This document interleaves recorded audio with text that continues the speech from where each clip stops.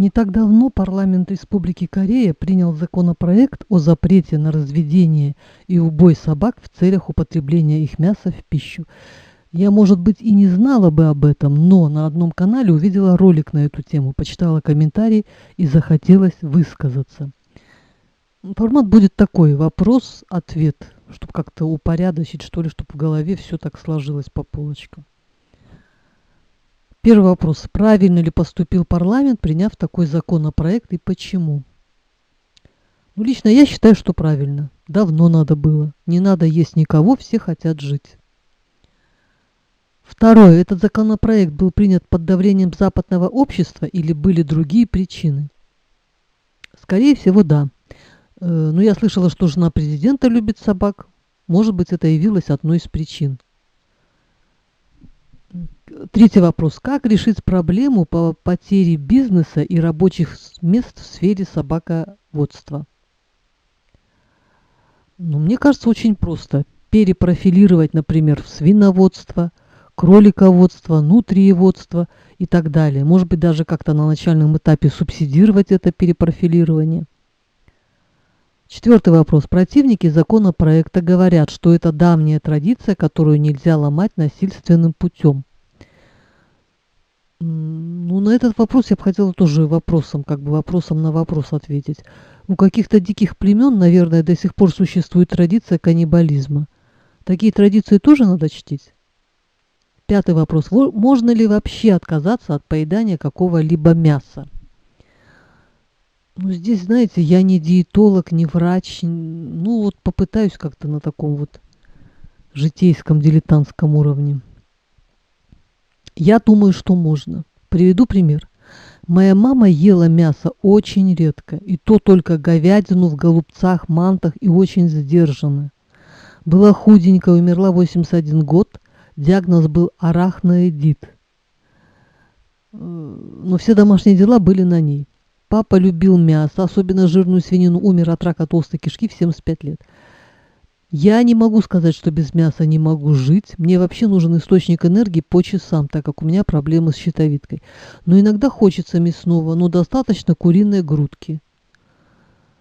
Для восполнения моего организма белком прокапываюсь раз в год инфизолом, гемофузолом.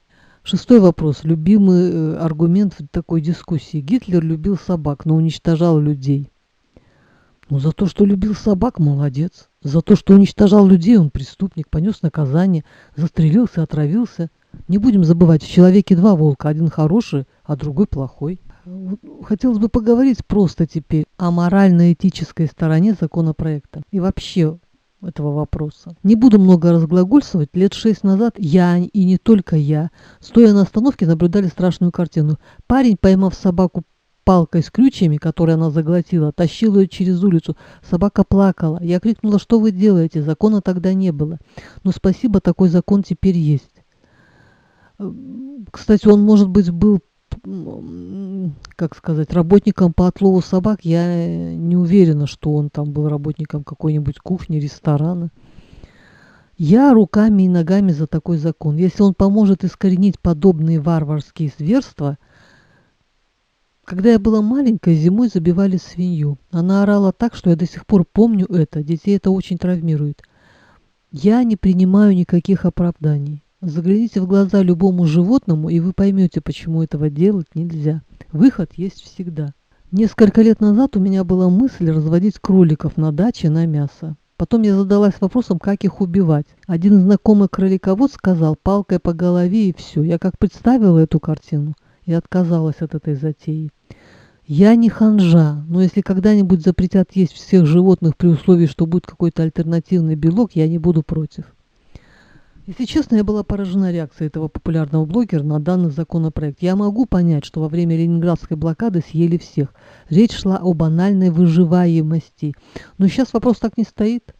Давайте любить и защищать и людей, и животных, но люди могут себя как-то сами защитить, в то время как животные зависят от нас.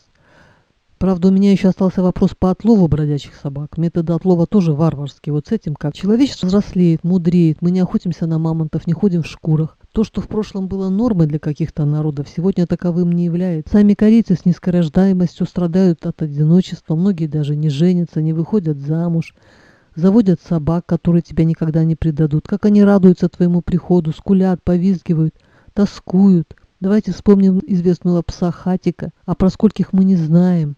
Вот уже слезы у меня близко. Когда-нибудь ученые придумают какие-нибудь пилюли, съел и сыт. Что касается полезности собачьего мяса, мне кажется, все это сомнительным. Никто этот вопрос не исследовал, клинических испытаний не было. Просто нечего было жрать, вот и все. Не знаю, ответила ли я на все вопросы для себя.